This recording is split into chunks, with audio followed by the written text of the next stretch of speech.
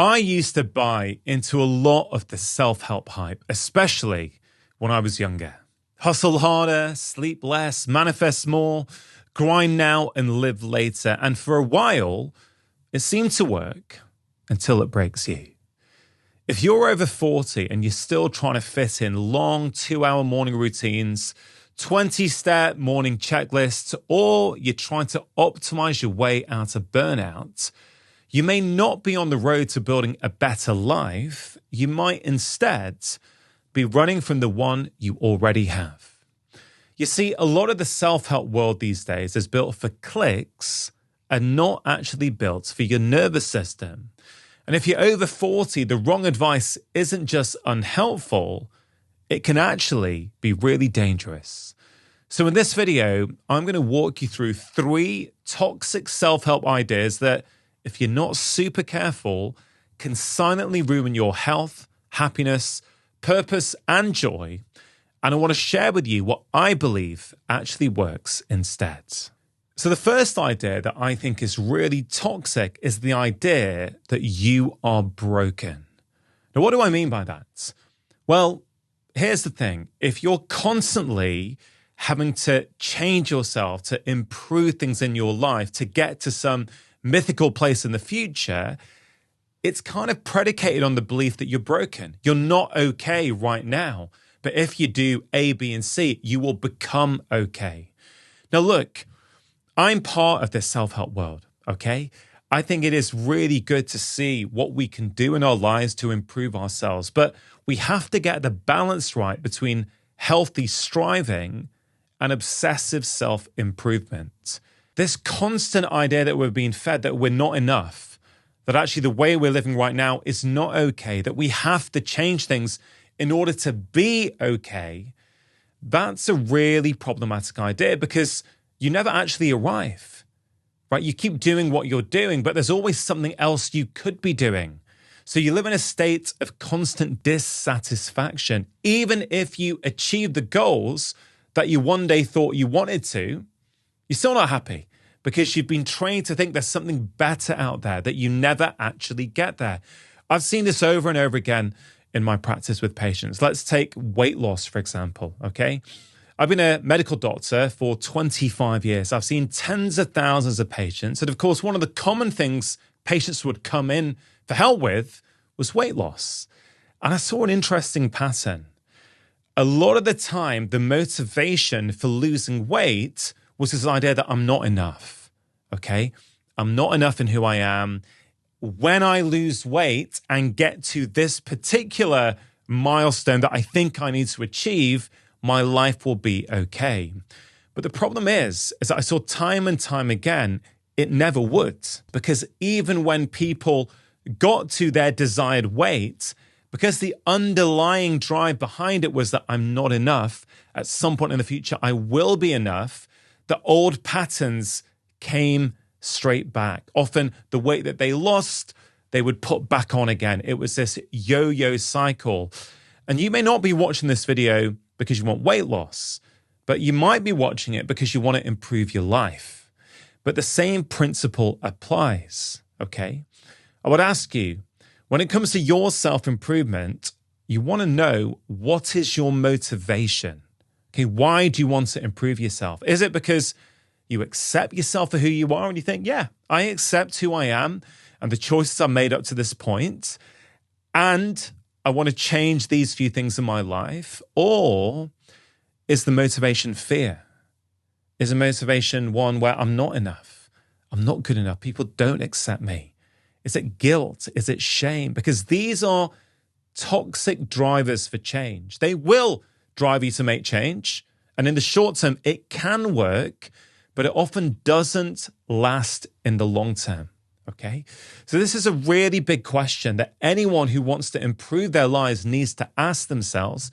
In my opinion, what is the motivation? Is it fear or is it acceptance? And going back to weight loss for just a moment, I found that the patients who really were able to accept themselves, dare I say it, loved themselves for who they were, and the weight loss was a way of them improving their life as opposed to saying something about who they were, those were the patients who tended to do well in the long term. They weren't coming from a place of fear. They were coming from a place of acceptance. Now, I know this can be quite a challenging idea for some people, okay? This idea that I need to accept myself. But it's really, really important. We know from the research, okay, that people who are compassionate to themselves do better. They do better in a variety of different ways, okay? In my 5th book, which is called Happy Mind, Happy Life, this one here, I basically wrote a whole chapter on this, and I want to read you a couple of paragraphs from that because it really illustrates this point, okay? It is just not possible to achieve long-term health or happiness if you hate yourself. A person who truly loves who they are is unlikely to engage in self-sabotaging behaviors, such as devouring a whole packet of chocolate biscuits or drinking alcohol to excess. And the latest scientific research makes this really, really clear. A 2020 study that surveyed the work of many researchers found a strong association between self-compassion and physical health. Self-compassion has been shown to have positive effects on immune function, blood sugar, and aging. And it's also been found that people who are self-compassionate are much more likely to look after themselves and adopt healthy lifestyle habits. Now listen to this, okay?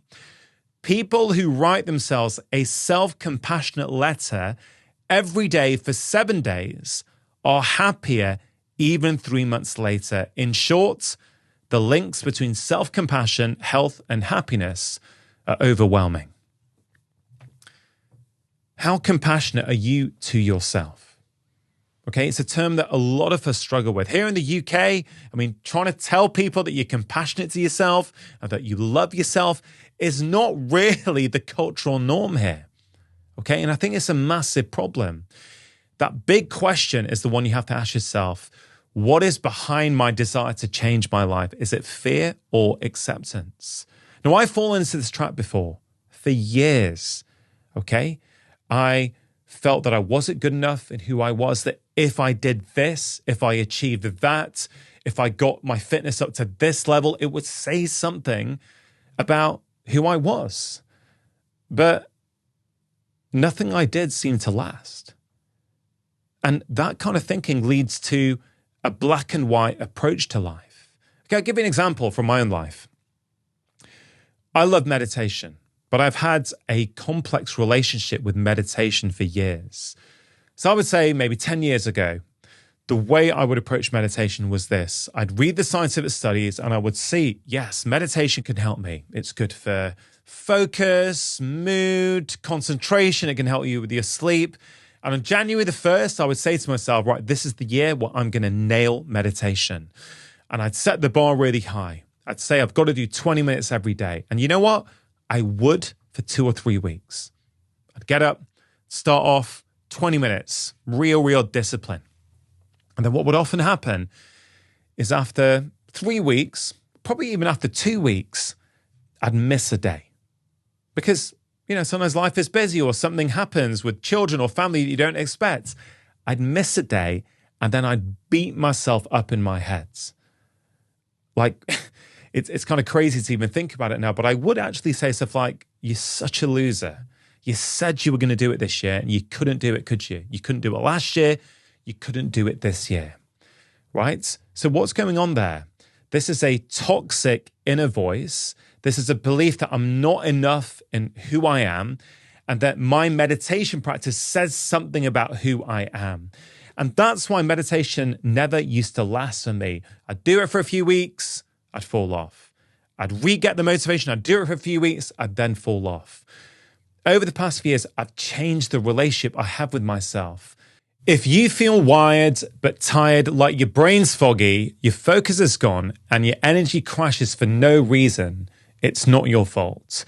You're likely stuck in one of 5 invisible habits that are quietly stealing your energy, wrecking your focus, and frying your nervous system. But here's the truth. These habits don't just drain you.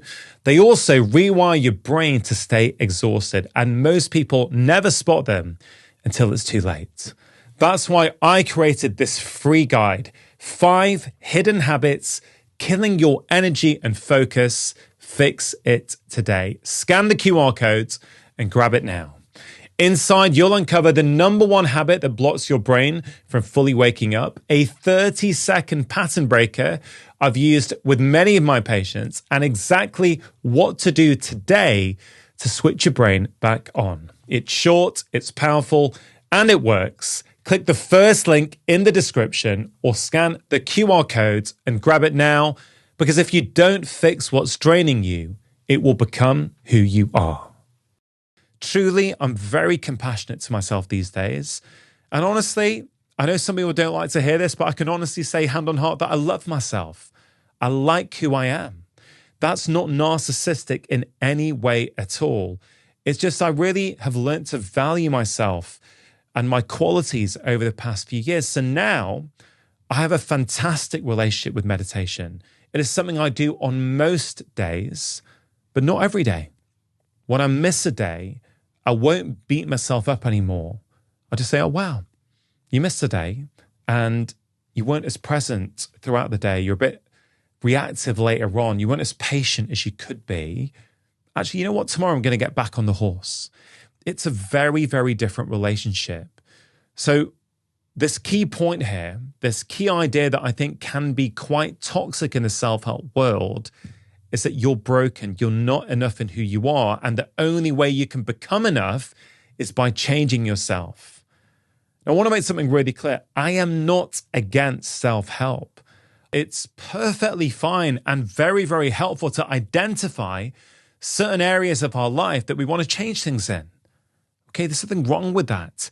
It's the balance and it's what's the motivation behind your desire to change that's really, really key. A lot of the self-help ideas that are out there are built on the core belief that there is something wrong with you. Now, here's the truth. There may be something wrong with your life that you want to change, but that does not mean that there's something actually wrong with you.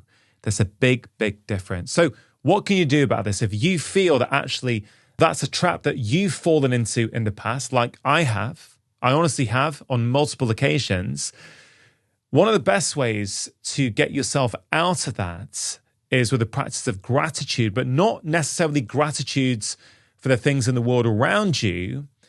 It's gratitude to yourself. Okay, when I was just reading from my book, Happy Mind, Happy Life, I shared some research that shows that when people write a love letter to themselves, it can have a huge impact even 2-3 months ahead, right? So writing a love letter to yourself is the sort of thing that can make a lot of people feel a bit cringy, right? I get a love letter to myself, come on. All we're talking about is writing down some of the qualities that you like about yourself, right? Now, you could probably do that about a friend of yours. If you're a parent, you can probably do that about your children. Okay, if you're married or you have a long-term partner and someone said to you, what do you like about them? What do you love about them? You could probably tell someone else the qualities that they have that you really like. So why is it that so many of us struggle doing that to ourselves? Okay, and if you are someone who struggles with that, I would say that's a really, really good sign that this is an area that you would benefit from working on. Okay, so I would say try and build up to maybe each day writing down 5 qualities that you have that you really like. And if 5 feels too much, I would urge you just to start with one a day. Okay, can you do that? And you can start to change that relationship between fear and acceptance. Is fear driving your desire to change, or is it self-acceptance? And I promise you, because I've experienced it myself and I've seen it with so many patients, when it's self-acceptance that drives your desire to change, those changes are likely to be long-term and sustainable. The second toxic idea that exists out there is about hustle culture. And the truth is that hustle culture does not always represent ambition. It sometimes can be a slow form of torture. Honestly, I've seen it time and time again, right? So what is hustle culture? I guess it's this idea that we should always be striving. We have this grind set at work. We're squeezing everything that we can out of our work life, out of our personal life. But for many people, hustle culture is not about chasing success.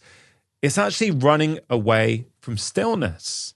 Because for many people, stillness and slowing down would result in you actually feeling so many of the things that you've been avoiding. Right? The toxic idea behind hustle culture is that you can always keep pushing. Now, again, all of these things need to have a balance. Okay, I'm not against the self-help industry. I'm not. I think there's so many good things. This video is about some of the ideas that, if we're not careful, can become toxic. That you can keep pushing, keep grinding, keep working. What do they say? Don't take a day off. If you're taking a day off, you're losing to the person who never takes that day off, or something to that effect, right? But it's toxic, and I've seen it in my practice time and time again. You might get away with that in your 20s, maybe in your 30s, but over time, it will come back to bite you. I have had so many patients over the years who kept pushing, who kept thinking that they could push. That the 53-year-old executive, okay, who kept working evenings, kept working weekends, kept traveling for work, kept pushing for that extra promotion, even though they're already doing well. In fact, they're already doing better than they thought they could have done 10 years ago. But they're stuck in that mentality that there's always something more. This goes back to the toxic idea number one, that you're broken. That's the problem when that takes hold in our psyche. We're never satisfied. We are pushing success to somewhere in the future, but that future never arrives. You're always thinking that, when that happens, when I get that, when I lose weight, when I get that promotion, when I can afford that house, life's going to be okay. But that mentality is really, really toxic. And again, I've seen it over and over again in my practice. Being constantly busy and pushing is a problem. And one of the major problems that I've seen is that it does not allow time for rest. You are not a machine. You can't just keep pushing. You need time to switch off, to recover, to rest, and to relax. People think they can keep pushing, but it will always come back to bite. In fact, I spoke to someone called Professor Russell Foster a couple of years ago on my podcast. He's one of the leading neuroscientific researchers on circadian biology. He's been doing it for decades, maybe 40 plus years he's been studying this. And he told me that there's some research now showing that pushing and not sleeping enough in midlife, so he was talking about our 40s, is strongly correlated with an increased risk of dementia later on. Okay, so this stuff isn't neutral. Now, I get it. There may be things in your life you want to change. You may not like your job, okay? You may think, on the side, I want to do some extra stuff so I can start to change that. I'm not saying don't do that. I'm just saying that you can't just keep pushing, be chronically underslept and overstressed, and not expect there to be an implication. The implication could be your health. I've seen so many women keep pushing and come down with autoimmune diseases in their late 40s. There's many factors that contribute, but we know that chronic stress and not resting enough is a factor that increases your risk. Okay, so this idea that you can keep pushing, I think has been taken too far by too many people in the self-help industry. And so what I'd encourage you to think about is 1 full day's rest a week, and I guess some micro rest every day. What do I mean by a micro rest? Well, I don't know. Could you dedicate 30 minutes a day to switching off and just rest and recuperate? And for many people, this will be the evening, maybe 30 minutes before bed. Can you switch off the laptop? Switch off the stimulation that comes in, about achieving and doing and all the ideas on social media. Can you do something else? Shut that laptop, do what I do, which is I shut that laptop, I go into a living room, I actually put on a red light. There's loads of good research now on the benefits of red lights. that red light that comes on in the evening completely changes the tone and the sort of dynamics in my living room. And I'll sit there with a book, an old-fashioned analog book where I just read, or I'll do some stretching or some yoga, whatever it might be, something just to rest and recuperate. Even 30 minutes of recuperation each day can balance a lot of this pushing. And I accept you might have a busy life. You may have a lot of demands on you, right? So maybe you can't rest as much as you might want to. But what about for 30 minutes a day? Could you? You might have seen some previous videos on this channel where I actually show you that there's some research out there that's showing us that regularly doing things that we love makes us more resilient to stress. But at the same time, being chronically stressed makes it harder for you to experience pleasure in those things that you used to love. So in that 30-minute rest time, could you do something fun? Maybe you watch your favorite comedian on YouTube and have a laugh. Something to stop the constant striving for more. I found this incredibly helpful in my own life, and I've seen it with so many of my patients as well. The other thing I'd really recommend you think about is one full day's rest every week. Now, let's be honest. I'm in my 40s. When I was a kid, people naturally got this. All the shops were closed on Sundays. You couldn't go shopping on Sundays. You'd be chilling with your family. You might be watching here in the UK Formula One on terrestrial television, whatever it might be. Whereas these days, Sunday for many people is like another day. You can work, you can do your emails, you can go to the shops. And I think we have to really think about the consequence of that. Now, I don't want to dictate what you do in your life, okay? It's up to you.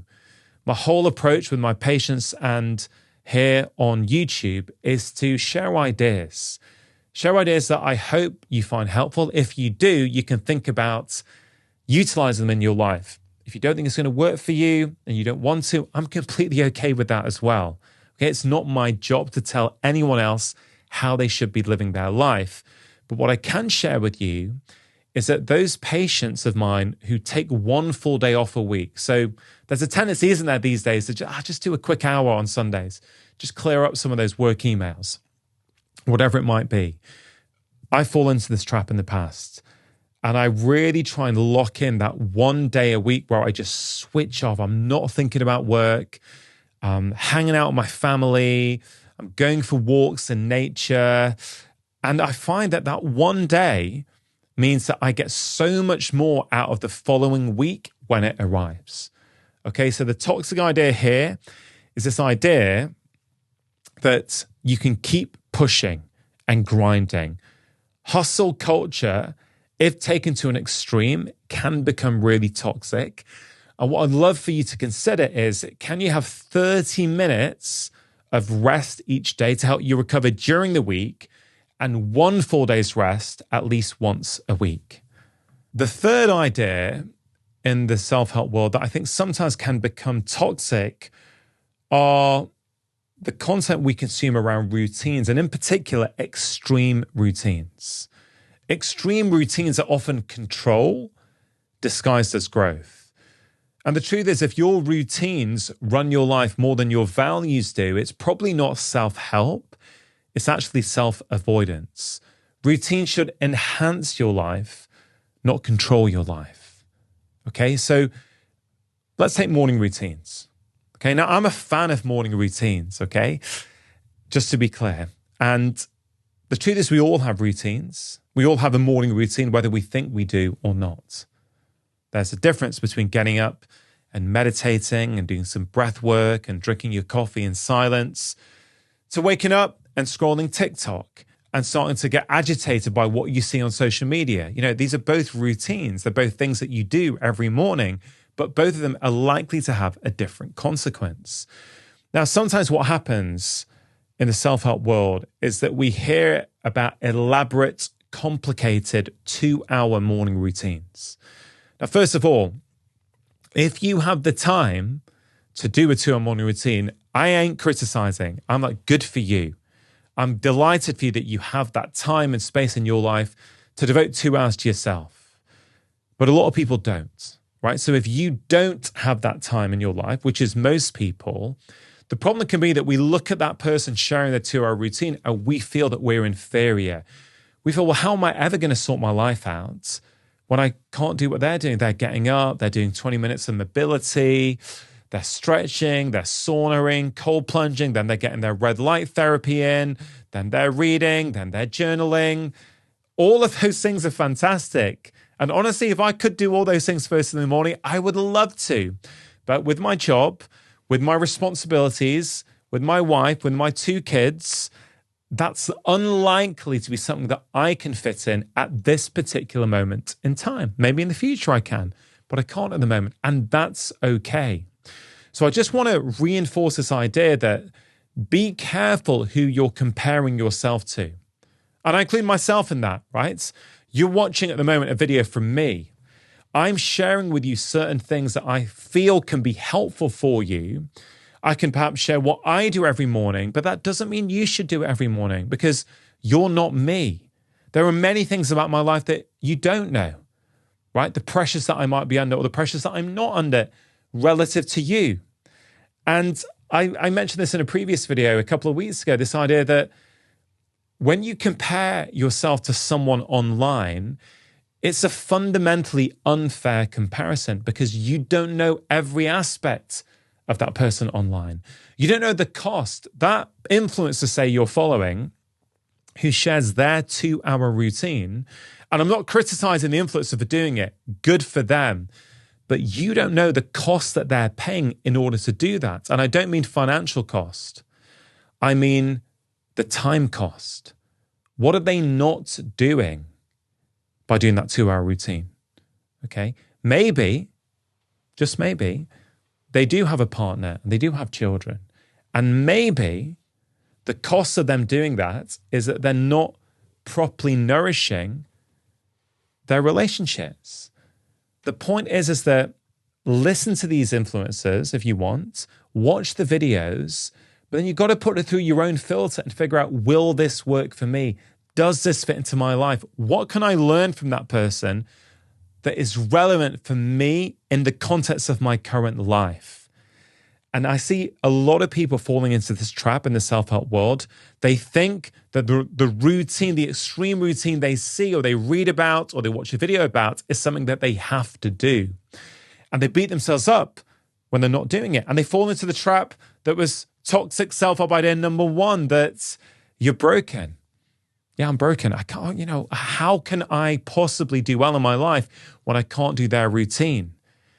So even if you watch that video from one of your favorite influencers, you go, actually, I can't do those 12 things, but there's one thing that they do that I really like. Yeah, I'm going to bring that into my life. That's how you can use this stuff as being helpful and not harmful. So in summary, I'm not against self-help. I think self-help is fantastic. If you look at your life and go, wow, what are some areas I might want to change to get a different outcome? All this video is about is trying to identify 3 toxic ideas that I've seen time and time again cause problems with people. 1, that you are broken. You're not. Can you accept yourself right now for who you are and not think that changing yourself to become someone else will be the start of you accepting yourself? Okay, and I mentioned that, can you start writing off some things each day that you like about yourself? Build up to 5, but if you can't do 5, start with 1. The second idea was about the toxic nature of hustle culture. Make sure you're resting and recuperating regularly. Can you do 30 minutes every day of pure rest and recovery, maybe lasting in the evening before you go to bed? And can you have 1 full day off every week? And finally, just be careful with extreme routines, okay? Listen to them, watch the videos on them, read the books on them, but then ask yourself, what aspects of that routine are really relevant for me in the context of my current life? I hope you found this video useful. If you get a moment, please let me know which of those 3 ideas resonated the most with you in the comments. And if you enjoyed watching this video, do stick around because I think you're also going to enjoy this one as well. In this video, I'm going to share with you some of the core life truths that I wish someone had shared with me when I was younger.